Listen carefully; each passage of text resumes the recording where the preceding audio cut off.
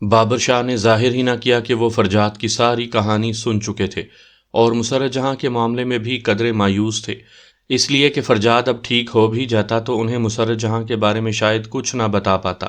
بہرحال یہ تو بعد کی باتیں تھی، پہلے جو مسئلہ ان کے سامنے تھا اس کا حل بہت ضروری تھا۔ تو ٹھیک ہے ابو، چلتے ہیں ان کے ساتھ۔ فواد نے بھی حامی بھر لی۔ رات میں اماں بی کے کمرے میں جب بابر شاہ نے یہی بات تفصیل سے بتائی تو اظہر شاہ بھی ان کے ساتھ چلنے کو تیار ہو گئے۔ اماں بھی خوش تھیں کہ آریان کی طرف اب میلی نگاہیں نہیں اٹھیں گی، اب وہ ایک گھر کی چار دیواری میں محفوظ ہوگی۔ اماں بھی آریان کے ساتھ ساتھ اس کی والدہ کا بھی رہائی پانا ضروری ہے، وگرنہ یہ آزاد ہونے کے باوجود کبھی خوش نہیں رہ سکے گی، بابر شاہ نے کہا۔ اور ابو، دوسری بات یہ ہے کہ وہ بھی اس کی طرح بے گناہ ہیں، وہ کوئی پیشہ ور نہیں ہے۔ ستارہ بیگم ان کی مجبوری کا سودا کرتی رہی ہے، فواد نے کہا۔ ہاں، اب ستارہ بیگم سے دو دو ہاتھ کرنے ہیں، اظہر شاہ جوش سے بولے۔ علل صبح وہ تینوں جانے کو تیار کھڑے تھے۔ صبح گھر والے انہیں رخصت کرنے گیٹ تک آئے۔ اماں بی نے تینوں کے سروں پر شفقت سے ہاتھ پھیرا، پیشانی چومی اور دعائیں دیں۔ آریان اماں بی کے کندھے سے لگی کھڑی تھی۔ فواد اماں بی سے پیار وصول کرنے کے بعد جانے کے لیے پلٹے، پھر کچھ سوچ کر رک گئے۔ رخ موڑ کر شریر نظروں سے آریان کی طرف دیکھ کر بولے، مانا کہ آپ دعائیں نہیں دے سکتی لیکن دعا کر تو سکتی ہیں۔ آریان جھینپ گئی۔ میں دعا کروں گی، بہت بہت شکریہ، بڑی نوازش، لہجہ شرارتی اور آنکھوں میں جھلملاتی جوت۔ آریان نے خود کو اماں بی کے پیچھے چھپانے کی کوشش کی۔ اب آ جاؤ، ایس پی صاحب ہمارے انتظار میں بیٹھے نہیں رہیں گے، فلائٹ میں بہت کم وقت رہ گیا ہے۔ اظہر چچا نے ہانک لگائی تو وہ مسکراتے ہوئے سب کو خدا حافظ کہہ کر گیٹ سے باہر نکل گئے۔ آریان جانتی تھی کہ وہ ناممکن کو ممکن بنانے نکلے ہیں۔ اماں بی کے ہاتھ میں تسبیح کے دانے اوپر تلے گر رہے تھے اور ہونٹوں پر جانے والوں کے لیے ڈھیروں دعائیں۔ الہی، تو جانتا ہے میرے بچے ایک نیک کام کی تکمیل کے لیے گھر سے نکلے ہیں، تیرا حکم ہے برائی کو روکو، زبان سے، ہاتھ سے، کسی بھی طرح، اور میرے بچے برائی کو روکنے کی خواہش لے کر گئے ہیں۔ مولا، تو ان کی مدد کرنا، اس بچی کی عزت کا اب تو ہی محافظ ہے۔ وہ زیر لب بڑبڑاتی ہوئی اپنے کمرے کی طرف بڑھ گئیں۔ آریان بھی باقی سب کے ساتھ واپس ہو لی تھی۔ یہ اور بات کہ اس کا رواں رواں فواد، بابر شاہ اور اظہر شاہ کی کامیابی کے لیے دعا گو تھا۔ لاہور پہنچ کر ایس پی صاحب ان تینوں کے ہمراہ پہلے اپنی عارضی قیام گاہ گئے، جہاں انہوں نے ان تینوں کی رہائش کا بندوبست کروایا، اور پھر سب ہی فریش ہو کر لاہور کے ایس پی زاہد صاحب کے آفس چل پڑے۔ وجہ یہ تھی کہ کامران صاحب سرکاری دورے پر تھے، اس لیے انہوں نے اپنے ریسٹ ٹائم میں ان کا معاملہ دیکھنا تھا، سو وقت ضائع کیے بغیر وہ انہیں اپنے ہمراہ لے کر زاہد صاحب کی طرف آ گئے۔ وہاں ان کا بہت اچھی طرح استقبال کیا گیا۔ زاہد صاحب پولیس میں ہونے کے باوجود خاصی خوشگوار طبیعت کے مالک تھے۔ زاہد بھائی، ہم ایک بہت اہم معاملے پر آپ سے ڈسکس کرنا چاہ رہے تھے، اسی لیے آپ دیکھ رہے ہیں کہ ابھی لاہور پہنچے ہیں اور بغیر ریسٹ کیے آپ کی طرف آ گئے۔ کامران نے بات شروع کی۔ اس کا مطلب ہے کوئی بہت ہی اہم مسئلہ ہے؟ جی ہاں، بہت اہم اور انتہائی نازک بھی، لیکن آپ کی پہنچ میں ہے، آپ چاہیں تو سلجھ جائے گا۔ کامران بہت اچھے طریقے سے انہیں اپنے ٹریک پر لا رہے تھے۔ ارے یار، جب اپنی پہنچ میں ہے تو پھر پریشانی کاہے کی؟ جلدی سے بتاؤ۔ زاہد صاحب سیدھے کرسی پر ہو بیٹھے۔ کامران نے ساری بات ان کے گوش گزار کر دی۔ میرے بھائی، معاملہ بڑا ٹیڑھا ہے، بڑے سبھاؤ سے حل کرنا پڑے گا۔ ستارہ بیگم کا نام تو بڑے اونچے اسٹیٹس کے لوگوں میں لیا جاتا ہے، بڑی مضبوط معاشرتی ساکھ رکھتی ہے وہ، اس پر ہاتھ ڈالنا اتنا آسان نہیں۔ زاہد صاحب سنجیدگی سے بولے، کیا مطلب؟ کیا پولیس اس معاملے میں کوئی قدم نہیں اٹھا سکتی؟ ارے بھائی میرے، پولیس کا خیال تو تم اپنے ذہن سے نکال ہی دو، قانون اس سلسلے میں تمہاری کوئی مدد نہیں کر سکتا۔ ہم اس پر ہاتھ ڈالیں بھی تو اس کا محض ایک فون پورے تھانے کے عملے کی پیٹیاں اتروا سکتا ہے۔ تو پھر؟ کامران شش و پنج میں مبتلا ہو کر بولے، تو پھر یہ کہ اس کو کسی قسم کی دھمکی دینے کے بجائے، اس پر کوئی دباؤ ڈالنے کے بجائے اس سے طریقے سے بات کرنی ہوگی۔ زاہد صاحب نے کہا۔ وہی تو پوچھ رہے ہیں کہ وہ کون سا طریقہ ہے؟ فواد پہلی بار بولے۔ بابر شاہ اور اظہر اس وقت تمام وقت خاموش رہے۔ یہ اس طرح کہ ہمیں خود کو اس کے رنگ میں رنگ کر اس سے ملاقات کرنی ہوگی، ہم ایک خریدار کی حیثیت سے اس سے متعارف ہوں گے، بعد میں آہستہ آہستہ اس کو اپنی لائن پر لے آئیں گے۔ لگتا ہے ستارہ بیگم کی بڑی دہشت ہے لاہور میں۔ اظہر شاہ طنز سے بھرپور لہجے میں بولے۔ انہیں ایس پی زاہد جیسے عہدیدار کے منہ سے ایک طوائف کے بارے میں اس طرح کی باتیں اچھی نہیں لگیں۔ دیکھیے جناب، ہم اس سے ڈرتے نہیں لیکن مصلحت سے کام لیتے ہیں۔ ہم اس پر دباؤ ڈالنا چاہیں تو ڈال سکتے ہیں، لیکن جواب میں ہوگا کیا؟ کسی وزیر، کسی مشیر کا بھانجا، بھتیجا، بیٹا اس کے ہاں آنے جانے والا چند لمحوں میں ہی اس کی جان چھڑوا دے گا۔ یہ ایک چین ہے میرے بھائی، بڑے بڑے عہدیداروں اور کوٹھے والوں کا آپس میں چولی دامن کا ساتھ ہے، اس لیے یہاں مصلحت سے کام لینا ہماری مجبوری ہے۔ بہرحال آپ کامران کے ساتھ آئے ہیں سو میرے لیے انتہائی محترم ہے۔ میری کوشش یہی ہوگی کہ پہلی فرصت میں آپ کا کام کیا جائے جس کی خاطر آپ اتنی دور سے یہاں آئے ہیں۔ زاہد صاحب اظہر شاہ کے طنز کو نظر انداز کر کے بہت دھیمے لہجے میں بولے، تو بھائی اس مسئلے پر اب کرنا کیا ہے؟ کامران نے سوال کیا۔ کامران، آج تو 2-3 بہت ضروری کام ہیں۔ کل شام 2-4 سول کپڑوں میں پولیس والوں کے ہمراہ وہاں چلے چلیں گے، ماحول بھی دیکھ لیں گے اور مناسب وقت دیکھ کر ستارہ بیگم سے بات بھی کر لیں گے۔ پھر ہم چلیں؟ کامران اٹھے تو فواد، بابر شاہ اور اظہر شاہ بھی اٹھ کھڑے ہوئے۔ ایز یو لائک، لیکن کل شام تیار رہنا۔ سب سے باری باری مصافحہ کرتے ہوئے انہوں نے کامران سے کہا تو سر ہلاتے ہوئے ان تینوں کے ہمراہ آفس سے باہر نکل آئے۔ بابر شاہ اس دوران کچھ نہیں بولے تھے، لیکن سوچوں کا ایک طویل آسمان تھا جس پر ان کا تخیل محو پرواز تھا۔ سامعین کرام، آپ سن رہے ہیں ایک رومانوی اردو کہانی جس کا نام ہے اسیر موسم ہجرا۔ یہ اس سلسلے کی قسط نمبر 18 ہے۔ مجھے امید ہے آپ کو میری یہ کاوش پسند آ رہی ہوگی۔ آپ نے اگر ابھی تک میرا چینل کہانی گھر سبسکرائب نہیں کیا تو ابھی میرے چینل کو سبسکرائب کر کے بیل نوٹیفیکیشن آن کر لیجئے تاکہ آنے والی ہر نئی کہانی کی اطلاع بر وقت آپ تک پہنچ سکے۔ آج کا دن اپنے جلوہ میں بہت سی ہلچل لے آیا تھا۔ ستارہ بیگم کا جوش و خروش دیدنی تھا۔ شہر کے ایس پی صاحب آج اس کے دولت گدھے کو رونق بخشنے آ رہے تھے۔ صبح صبح انہوں نے فون کر کے اپنی آمد کا بتا دیا تھا اور ستارہ بیگم اچھی طرح جانتی تھی کہ ان اونچے لوگوں کو کس طرح مٹھی میں کیا جاتا ہے۔ ارے گھنگرو، جا ذرا نیلو کی طرف، سمجھا دیو اسے کہ آج کسی تماش بین نے نہیں آنا، کوئی مجرا نہیں ہو رہا۔ ستارہ بیگم نے پاس سے گزرتے غلام عباس کو روک کر کہا تو وہ حیران سے ہو کر اس کی طرف دیکھنے لگے۔ بڑی بائی جی، یہ کیسے ہو سکتا ہے؟ برسوں پرانا اصول ٹوٹ جائے گا، لوگ ہمارے کوٹھے کا رخ کرنا چھوڑ دیں گے۔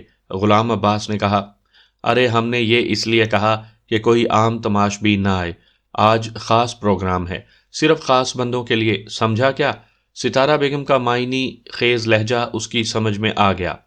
ٹھیک ہے بھائی جی، میں جا کے کہے دیتا ہوں۔ غلام عباس بیرونی سیڑھیوں کی طرف لپکے۔ نیلو کہنے کو تو اس بازار میں ایک پھولوں والی تھی، لیکن کس کوٹھے پر کیا ہو رہا ہے، کس طوائف کا کیا چکر ہے اور کون یہاں سے فرار ہونے کو پر تول رہی ہے، اسے سب خبر ہوتی تھی۔ اب بھی یہ خبر اس نے منٹوں میں سارے بازار میں پھیلا دینی تھی اور نتیجہ ستارہ بیگم کی مرضی کے مطابق ہی نکلنا تھا۔ سو اس طرف سے مطمئن ہونے کے بعد اس نے چندن کو بلا کر کوٹھے کی صفائی ستھرائی، تزین و ترتیب اس کے ذمہ لگائی۔ سجنوں، اس کوٹھے کا پرانا ساہوکار تھا، خاص شربت کی ساری سپلائی وہی کیا کرتا تھا۔ ستارہ بیگم نے اسے بھی فون کر دیا۔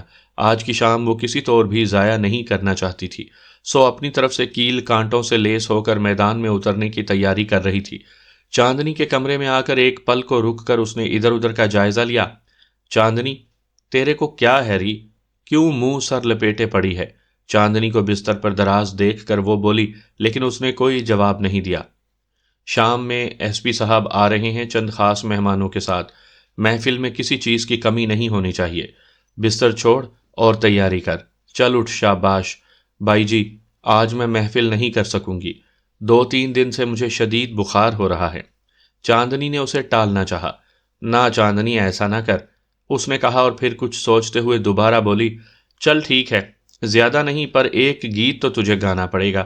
ایس پی مٹھی میں آ گیا تو سمجھ لاہور پر راج ہو جائے گا ہمارا، دوسرے کوٹھے والے جلیں گے۔ ستارہ بیگم خلا میں نظریں جماتے ہوئے بولی۔ اچھا، چاندنی آزردہ لہجے میں بولی۔ ایک طویل عرصہ ہو چکا تھا اسے یوں ہی اپنی ممتا کا خون کرتے ہوئے۔ ستارہ بیگم ماں نہیں تھی، بہن نہیں تھی، کسی کی بیٹی بھی نہیں تھی، بس ایک طوائف تھی۔ بھلا وہ ایک ماں کے جذبات اور احساسات کو کیا سمجھتی؟ اور چاندنی کی مجبور ممتا صرف ستارہ بیگم کی خواہشات کے ہاتھوں کٹ پتلی تھی۔ وہ چپ چاپ سب حکم مانتی رہی تھی، صرف اس لیے کہ اس کا کوئی قدم اس کی معصوم بیٹی کے راستے میں کانٹے نہ بچھا دے، لیکن شاید وہ یہ نہیں جانتی تھی کہ اس کا ایسی جگہ پر قیام اس کی بیٹی کی زندگی کا ایک حصہ ہے اور وہ چاہنے کے باوجود بھی اس کی پہچان بن گئی تھی۔ اس کی جدائی کا زہر پیتے پیتے اس کی روح نیلی ہو گئی تھی، لیکن ستارہ بیگم ایک چیل تھی اور آریان ایک ننھا سا چوزا۔ جب تک وہ کسی محفوظ جائے پناہ پر نہیں پہنچ پاتی، اسے چین کیسے آ سکتا تھا؟ غلام عباس نے اس کو تسلی تو کر دی تھی، لیکن پھر بھی وہ اپنی ممتا کے ہاتھوں مجبور تھی، اور پچھلے 2-4 دنوں سے بس اس کا ذہن سوچوں کی انہی بھول بھلائیوں میں سفر کرتے کرتے تھک گیا تھا۔ وہ اس ماحول سے فرار چاہتی تھی، کسی ایسی جگہ چلی جانا چاہتی تھی جہاں اس کے ماتھے کا یہ سیاہ داغ لوگوں کی نظروں میں نہ آتا۔ ستارہ بیگم کمرے سے نکل گئی تو چاندنی بستر پر اٹھ بیٹھی۔ دائیں طرف دیوار میں لگے قد آدم آئینے میں اس نے اپنے مزمحل سراپے پر بھرپور نگاہ ڈالی۔ بڑی بڑی خوبصورت آنکھیں اپنی چمک اور رونائی تقریباً کھو چکی تھیں۔ سیاہ گھنیری زلفوں کے بیچ کہیں کہیں سفید چاندی کے تار دکھائی دے رہے تھے۔ حوادث زمانہ نے اس کی سبھی پیشانی پر چند ریکھائیں کھینچ ڈالی تھیں۔ وہ پھیکی سی ہنسی ہنس دی، گویا میری سزا اب ختم ہونے والی ہے۔ چڑھتے سورج کے پجاریوں کو ڈھلتے ہوئے سورج کی پھیکی روشنی کہاں بھا سکتی ہے؟ وہ دل میں خود سے مخاطب تھی۔ اس کی چمک مان پڑ رہی تھی، اور ستارہ بیگم کی جہاں دیدہ نظروں نے بھانپ لیا تھا کہ یہ چراغ اب کم روشنی دے رہا ہے، سو اس کا نعم البدل اس نے آریان میں تلاش کر لیا۔ تمہاری سزا ختم نہیں ہوئی چاندنی بی بی، بس اس کی نوعیت بدل گئی ہے۔ چاندنی کے دماغ نے سرگوشی کی۔ کیا مطلب؟ وہ جیسے تڑپ اٹھی۔ ہاں، اصل سزا تو اب شروع ہوئی ہے۔ تم بجھ رہی ہو، اس لیے اب اس کوٹھے کے ایک سٹور میں تمہارے لیے تھوڑی سی جگہ بنائی جائے گی، جہاں زندگی کے آخری ایام 90% طوائفوں کی طرح تم خون تھوکتے اور بیماریوں سے برسرے پیکار ہو کر گزار دو گی۔ لیکن چاندنی، تمہاری جگہ کون لے گا؟ آریان؟ آریان لے گی تمہاری جگہ۔ اس کے پیروں میں گھنگرو ہوں گے اور زلفوں میں پھول۔ اب تمہاری جگہ وہ تماش بینوں کی ننگی نظروں کا سامنا کرے گی۔ دماغ ایک حقیقت کا نشتر اس کی روح میں اتار رہا تھا، اور وہ تڑپ رہی تھی۔ نہیں، ایسا نہیں ہوگا، میں ایسا نہیں ہونے دوں گی۔ پھر کیا کرو گی تم؟ دماغ استہزائیہ انداز میں بولا۔ کچھ بھی کر گزروں گی، لیکن آریان کو یہاں سے بچاؤں گی۔ چاندنی کرب میں ڈوبی آواز میں بڑبڑائی۔ میں ستارہ بیگم کی ہر بات مانوں گی، بس اس سے التجا کروں گی کہ آریان کا پیچھا چھوڑ دے۔ وہ جہاں ہے اسے وہیں رہنے دے، اس کے بدلے میں سب کچھ کرنے کو تیار ہوں۔ وہ مصمم ارادہ کرتے ہوئے بستر سے اٹھی، گالوں پر پھسل آنے والے بے بس آنسو بے دردی سے ہتھیلی سے رگڑ ڈالے۔ آئینے سے صرف نظر کرتی وہ کپڑوں کی الماری کی طرف بڑھی۔ شام کو محفل تھی نا، اور اسے آنے والے خاص مہمانوں کا خاص انداز سے سواگت کرنا تھا۔ اپنے مرجھائے ہوئے پھولوں جیسے گالوں کو غازے سے تر و تازہ کرنا تھا، اپنے سراپے کو قیامت خیز بنانا تھا۔ اسے بھولنا تھا کہ وہ ایک ماں ہے، بس وہ ایک طوائف ہے، اور طوائف کبھی ماں بہن بیٹی نہیں ہوتی۔ سورج ڈھل چکا تھا، ارد گرد کے کوٹھوں پر آبادی ہونے لگی تھی، گھنگروؤں اور طبلے کی صدائیں ہوا کے دوش پر چکرانے لگی تھی، لیکن خلاف معمول ستارہ بیگم کا کوٹھا آج خاموشیوں کی زد میں تھا۔ ارد گرد والے آج بڑے خوش تھے کہ ستارہ بیگم کے کوٹھے کی ویرانی ان کی کوٹھوں پر رونق بڑھانے کا باعث بن گئی تھی۔ خوش تو ستارہ بیگم بھی تھی، لیکن اس کی خوشی کی وجہ کچھ اور تھی۔ سارا کوٹھا آئینے کی طرح چمک رہا تھا۔ ہال کمرے میں سرخ قالین بچھے ہوئے تھے، اور چاروں طرف دیواروں کے ساتھ ساتھ گدے بچھا کر گاؤ تکیے لگائے گئے تھے۔ ہال کے وسط میں چھت پر لگے فانوس کی روشنی نے عجیب سا جادوئی تاثر بنا دیا تھا۔ آنے والے مہمانوں کی دل بستگی کا ہر طرح سے سامان رکھا تھا ستارہ بیگم نے۔ چاندنی آج ایک طویل عرصے بعد تیار ہوئی تھی۔ سفید کم خواب کے غرارے پر سرخ قمیض پہنے، بڑا سا سرخ اور سفید کنٹراسٹ کا دوپٹہ اوڑھے، لمبے بالوں کی چٹیا میں موتیے کے پھول گوندے ہوئے، اور ہاتھوں، کانوں اور گلے میں پھولوں کے گہنے پہنے ہوئے وہ کوئی اپسرا لگ رہی تھی۔ ستارہ بیگم نے بڑھ کر اس کی بلائیں لی اور بولی، اے چاندنی، تو اب بھی قیامت ہے ری۔ تیرے کو کتنا سمجھایا، آ جا ہماری لائن پر۔ ارے لگ جاتی نا دھندے سے تو دولت تیرے گھر کی باندھی ہوتی، پر تو صدا کی جھلی رہی ہے۔ اب رانی بٹیا کو سمجھا دے ہوں، پر او تیری بھی استاد ہے ری۔ کوئی بات نہیں، غلام عباس جا کر لے آوے گا اسے، ہم خود سمجھا لیویں گے۔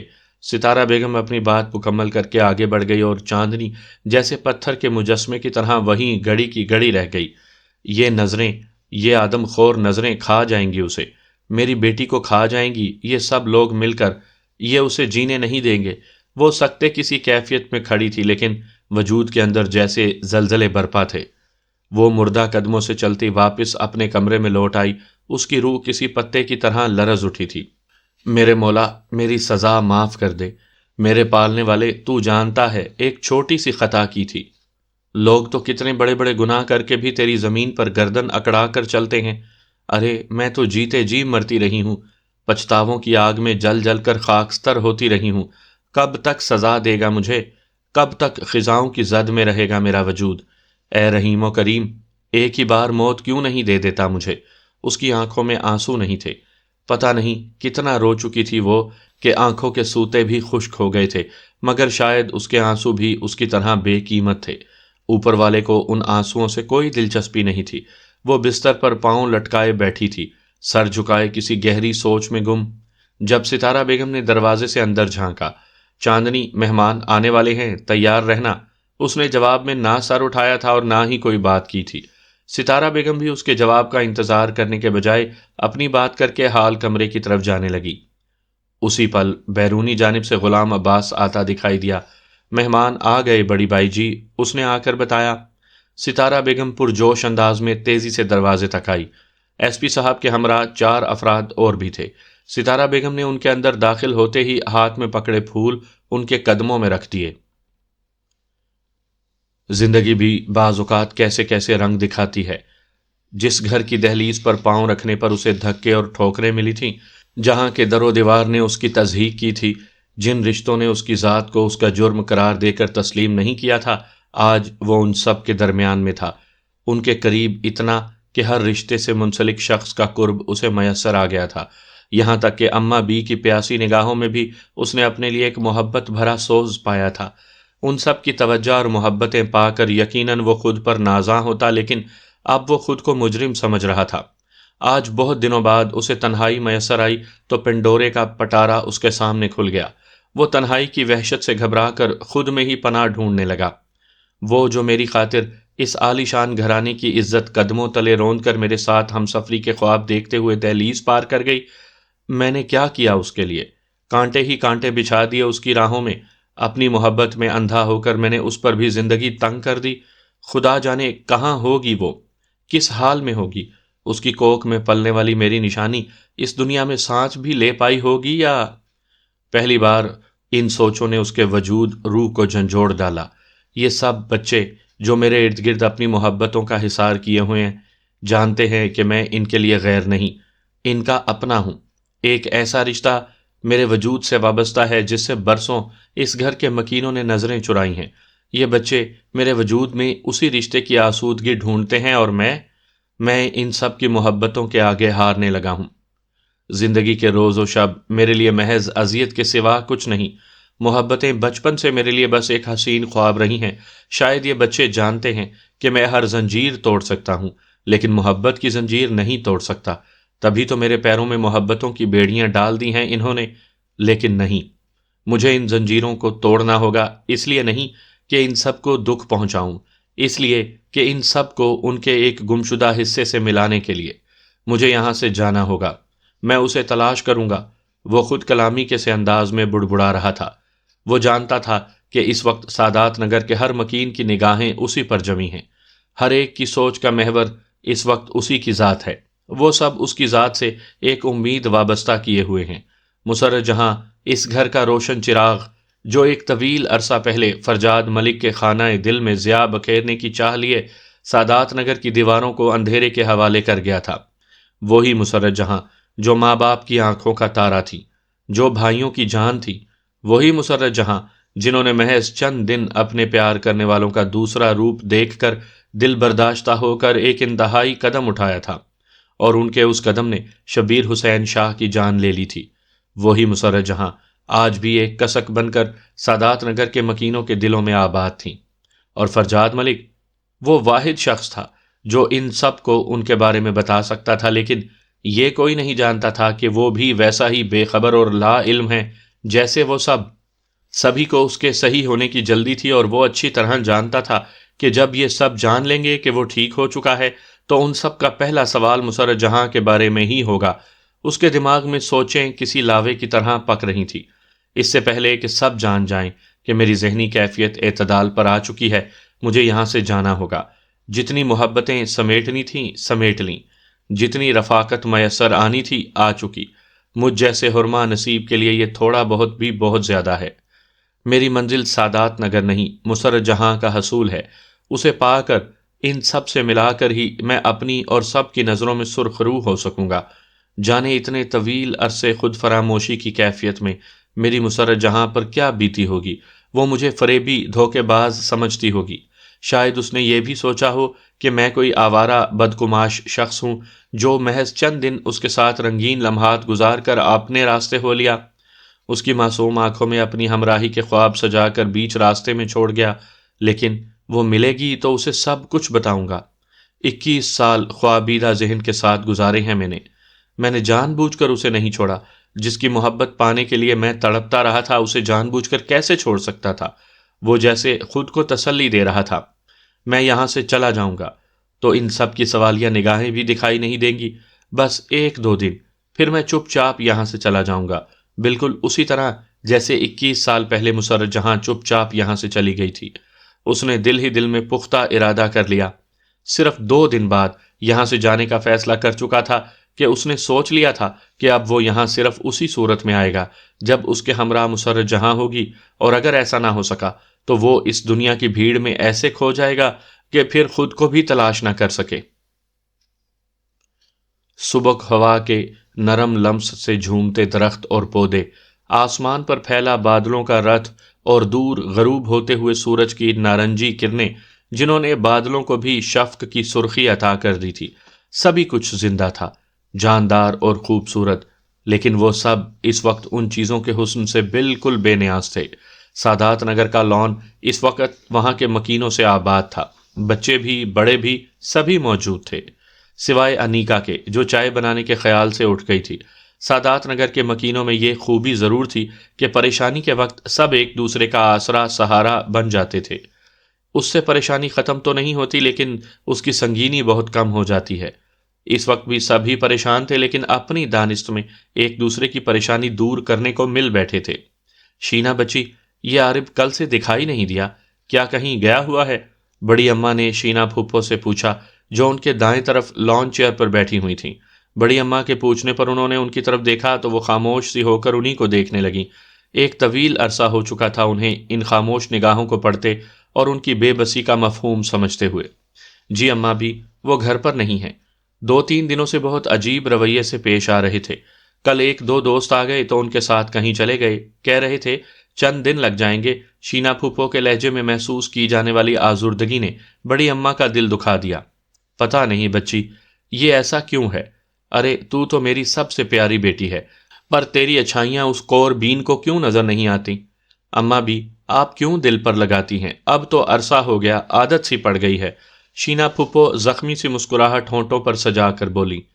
یہ خبر نہیں سادات نگر کی خوشیاں کہاں کھو گئی؟ سکھ اور شانتی جیسے ہم سے منہ ہی موڑ گئی ہے۔ اب تو ہواؤں کی تیزی سے بھی خوف آتا ہے۔ کل سے میرے بچے سفر پر نکلے ہوئے ہیں، دل بہت پریشان ہے۔ اللہ ان کی حفاظت کرے، اپنی امان میں رکھے۔ بڑی اماں کے لہجے میں اندیشے گھلے ہوئے تھے۔ اماں بھی، وہ ایک نیک مقصد لے کر گھر سے نکلے ہیں، اللہ ان کی حفاظت کرنے والا ہے۔ بس مجھے طاہر کے پاپا کی طرف سے خدشہ ہے، غصے کے تیز ہیں، کہیں کچھ کر نہ بیٹھے۔ فیضی چچی سرسراتے لہجے میں بولیں۔ یہ بات تو ہے، چاچو کا غصہ تو اللہ معاف کرے، خلاف توقع بات پر کتنی بری طرح بھڑک اٹھتے ہیں وہ۔ شاہزان نے مزید دہشت کریٹ کرنے کی کوشش کی۔ اگر ایسی بات ہے تو اظہر بھائی کو جانا ہی نہیں چاہیے تھا، غصے پر کنٹرول نہ کر سکے تو بہت برا بھی ہو سکتا ہے۔ حدیقہ چچی نے بھی اپنی سیٹ سنبھال لی۔ اتنی دیر میں انیکا بھی چائے لے کر آ گئی تھی۔ سب کو چائے سرو کر کے اپنا کپ ہاتھ میں لیے وہ آریان کے قریب پہنچے، گھاس پر براجمان ہو گئی۔ کیا بحث چل رہی ہے؟ آریان کے کان کے پاس منہ لے جا کر اس نے سرگوشی میں پوچھا۔ بابر انکل اور اظہر انکل کی باتیں ہو رہی ہیں، آریان نے دھیمی آواز میں جواب دیا۔ بڑی اماں، اگر جو اظہر چچا نے وہاں کوئی ہنگامہ کر دیا پھر؟ شاہزان بولا۔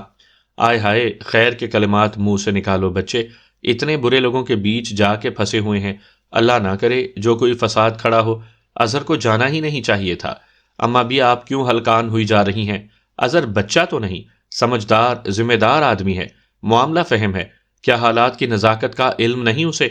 اس کا اٹھایا ہوا کوئی بھی الٹا قدم آریان اور اس کی مظلوم ماں کے لیے کوئی مصیبت بھی لا سکتا ہے۔ شینا پھپھو نے بھی اماں کی پریشانی رفع کرنے کی کوشش کی۔ ارے بچی، معاملہ فہمی اپنی جگہ پر، جب وہ کسی بات پر اڑ جاتا ہے تو پھر ٹس سے مس نہیں ہوتا۔ ضد میں بالکل اپنے مرحوم باپ پر پڑا ہے، خدا نہ خواستہ وہاں کوئی بات مرضی کے خلاف ہو گئی تو فساد کھڑا کر دے گا۔ ارے میرے تو دل کو ہول اٹھنے لگے ہیں، خدا خیر کرے۔ بڑی اماں حقیقتاً انتہائی پریشان ہو گئی تھی۔ اماں بھی حوصلہ کریں، اللہ سے دعا مانگے کہ وہ ہماری مدد کرے۔ آریان اور اس کی امی ظالموں کے چنگل سے نکل آئیں۔ زاہدہ چچی بڑی اماں کا ہاتھ تھام کر نرمی سے بولیں، ہاں بابر بتا رہا تھا کہ وہ لوگ بہت برے ہیں، وہ اتنی آسانی سے پیچھا نہیں چھوڑیں گے۔ وہ کہہ رہا تھا کہ ہم پوری کوشش کریں گے، لیکن ممکن ہے آریان کی ماں کو وہ لوگ نہ آنے دیں۔ ارے بچی، میں نے تو اسی لیے اس سے کہا تھا کہ اکیلا نہ جا، ساتھ اظہر شاکر میں سے کسی کو لے جا، اتنے خطرناک لوگوں کے تو سائے سے بھی بچنا چاہیے۔ بڑی اماں بولیں، لیکن وہ اس بات سے بے خبر تھی کہ ان کے ان چند جملوں نے آریان پر کیا اثر کیا تھا۔ وہ تو کل سے پریشان تھی ہی، لیکن امید کی ایک ننھی سی کرن نے مایوسی کے اندھیروں کو گدرایا ہوا تھا، اور اب بڑی اماں کی بات نے امید کی اس ننھی سی کرن کا بھی گلا گھونٹ دیا۔ اس کی پلکیں نم ہونے لگیں۔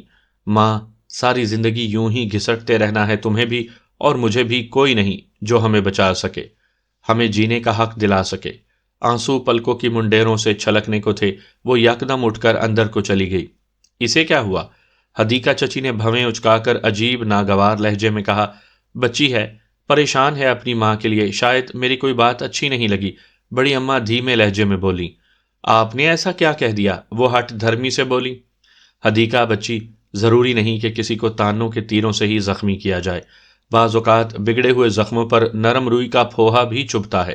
میں آریان کو اچھی طرح جانتی ہوں، بڑی صبر اور برداشت والی بچی ہے، میرے لفظ اس کو ناگوار نہیں گزرے ہوں گے۔ ہاں، کوئی بات اس کے دل کو لگ گئی ہوگی۔ انیکا، روبیہ بچی، تم دونوں اس کے پاس جاؤ، اس کی دل جوئی کرنے کی کوشش کرو۔ بڑی اماں کسی ماہر نبض شناس کی طرح نہایت مہارت سے آریان کے رویے کی جانچ کرتے ہوئے بولی۔ انیکا اور روبیہ اٹھ گئیں۔ خیال کرنا بیٹی، کوئی دکھ دینے والی بات نہ نکالنا منہ سے، تمہارے مضبوط لہجے اس کی ہمت بڑھائیں گے۔ جی بڑی اماں، وہ سر ہلاتے ہوئے اندر کی جانب بڑھ گئیں۔ فیضی چچی بھی اٹھ کھڑی ہوئیں۔ تم کہاں چل دیں فیضی؟ بڑی اماں نے ان سے استفسار کیا۔ اماں بھی دل بہت پریشان ہے، ان کی طرف سے جی گھبرا رہا ہے، ان کی خیریت اور کامیابی کے لیے اللہ کے حضور دعا کروں گی۔ وہ بات مکمل کر کے اپنے پورشن کی طرف بڑھ گئیں۔ شینا پھپھو پہلے ہی عصر کی نماز کے لیے اٹھ کر جا چکی تھیں۔ میرا خیال ہے مجھے بھی چلنا چاہیے۔ حدیقہ چچی بھی اٹھ کھڑی ہوئیں۔ غالباً ماحول میں اب ان کی دلچسپی کی کوئی چیز باقی نہیں رہی تھی، اور آج انہوں نے خلاف توقع طنز اور تشیع بھی کم ہی کیا تھا۔ ان کے چلے جانے کے بعد اماں بھی وہاں اکیلی رہ گئی تھیں۔ ان کی پرسوچ نگاہیں خلا میں جمی ہوئی تھیں اور ہاتھوں کی انگلیاں تیزی سے تسبیح کے دانوں پر متحرک تھیں۔ انیکا اور روبیہ جب کمرے میں داخل ہوئیں تو منظر حسب توقع تھا۔ آریان بیڈ کے ایک طرف سکڑی سمٹی سر جھکائے بیٹھی ہوئی تھی، ہلکی ہلکی لرزش اس کے وجود پر طاری تھی، جس سے انہیں اندازہ ہو گیا کہ وہ رو رہی ہے۔ وہ دونوں تیزی سے آگے بڑھیں اور روبیہ اس کے قریب بیڈ پر بیٹھ گئی، جبکہ انیکا نیچے بیٹھ گئی۔ اس کے گھٹنوں پر ہاتھ رکھ کر وہ تھوڑا آگے کو جھکی، آریان کے بھیگے گالوں کو دیکھا اور پیچھے ہو گئی۔ رینی آپی، موسم بہت خوشگوار سہی، لیکن آج برسات دیکھنے کو دل نہیں چاہ رہا۔ انیکا کا اشارہ اس کے آنسوؤں کی طرف تھا، لیکن وہ خاموش رہی، کچھ نہ بولی۔ اینی، ہم ایک دوسرے کے بہت قریب ہیں نا، ہم دوست ہیں نا؟ روبیہ اس کا چہرہ دونوں ہاتھوں میں تھام کر بولی۔ جواب میں آریان شدت گریہ کے باعث بول تو نہ سکی، لیکن اسبات میں سر ہلا دیا۔ تو پھر اپنے ان قیمتی آنسوؤں کو ضائع مت کرو، مجھے بتاؤ کس بات نے تمہیں اتنی تکلیف دی؟ کیا بڑی اماں کی بات سے؟ روبیہ نے بات ادھوری چھوڑ کر آریان کی طرف دیکھا۔ نہیں، انہوں نے تو ایسا کچھ نہیں کہا۔ آریان نے تردید کی۔ روبیہ اور انیکا کے آ جانے سے جیسے اسے کچھ حوصلہ ملا تھا، لیکن اس کی آنکھیں ہنوز بھیگی ہوئی تھیں۔ پھر بتاؤ تو صحیح اینی، شاید تم نہیں جانتی کہ تمہارا اس طرح رونا ہمیں کتنی اذیت دے رہا ہے۔ روبیہ انتہائی سنجیدگی سے بولی۔ آریان نے اس کی طرف دیکھا۔ روبی، مجھے کسی بات نے دکھ نہیں دیا، پتھروں کے بیچ محبوس تھی میں، پھولوں کا لمس پا کر بہت نازک ہو گئی ہوں، شاید اسی لیے آنکھوں سے آنسو نکل آئے۔ روبی، میری ماں کس قدر عظیم ہے اور کتنی دکھی بھی، میں نہیں بتا سکتی۔ لوگوں کی نظروں میں وہ طوائف ہے، لیکن کوئی میرے دل سے پوچھے کہ اس کا تقدس، اس کی روح کی پاکیزگی کیسی ہے۔ روبی وہ محبت کے قابل ہے، لیکن اسے ٹھوکریں مل رہی ہیں، اذیتیں اس کا مقدر ہیں۔ پتہ نہیں فواد، بابر انکل اسے ان ٹھوکروں سے بچا بھی سکیں گے یا… آریان ایک بار پھر سسک اٹھی۔ اینی، میں اتنا جانتی ہوں کہ وہ تمہاری ماں ہیں، تو ہمارے لیے انتہائی قابل احترام۔ تمہیں ان کے تقدس کا ثبوت دینے کی ضرورت نہیں۔ جس ماں نے تمہارے حصے کا بھی کرب جھیلا، وہ کوئی بری عورت نہیں ہو سکتی، اور پروردگار پر یقین رکھو، برائی کبھی بھی نیکی کی راہ نہیں روک سکتی۔ روبیہ اسے تسلی دیتے ہوئے بولی۔ اور اینی آپی، یہ جو ہمارے بابر چچا ہے نا، یہ اول تو کسی کام میں ہاتھ نہیں ڈالتے، اور اگر ذمہ لے لیں تو پھر جب تک اس کام کو انجام تک نہ پہنچائیں سکون کا سانس نہیں لیتے۔ اور خیر سے ہمارے فہدی بھیا بھی کچھ ایسے ہی ہیں، اس لیے ہر فکر اور پریشانی چھوڑ دیں، بس دعا کریں کہ اللہ میاں یہ مشکل کام ہم سب پر آسان کر دے۔ انیکا ہلکے پھلکے انداز میں بولی۔ ہاں اینی، اس وقت گھر کا ہر فرد اپنی اپنی جگہ دعا گو ہے، سب پروردگار سے خیریت اور کامیابی کے لیے دعا گو ہیں۔ تم بھی دعا کرو، انشاءاللہ آنے والے دن اذیتوں سے رہائی کے دن ہوں گے، خوشیاں تمہارے حصے میں بھی آئیں گی، اور وہ عورت جو تمہاری ماں ہے اور ایک عمر سے کرب کے زندان میں مقید ہے، اس کو بھی آزادی ملے گی۔ جب رات بہت تاریک ہو جائے نا، تو سمجھ لینا چاہیے کہ اس کے پہلو سے روشنی طلوع ہونے والی ہے، اور اب یہی روشنی تمہارا مقدر بننے والی ہے۔ روبیہ کے لفظ آریان کے زخموں پر مرہم کا کام دے رہے تھے۔ اس کی آنکھوں کے کنارے خشک ہونے لگے، دل بھی کچھ پرسکون ہو گیا، شاید رونے سے اس کے اندر کا سارا غبار نکل گیا تھا، دھڑکنیں دھل گئی تھی اور سانسوں پر طاری بوجھ بھی ہلکا پڑ گیا تھا۔ اس نے روبیہ کا ہاتھ دونوں ہاتھوں میں تھام کر وفور عقیدت سے آنکھوں کو لگا لیا۔ سادات نگر کے مکینوں کی دعاؤں میں اس کی دعائیں بھی شامل ہو گئیں۔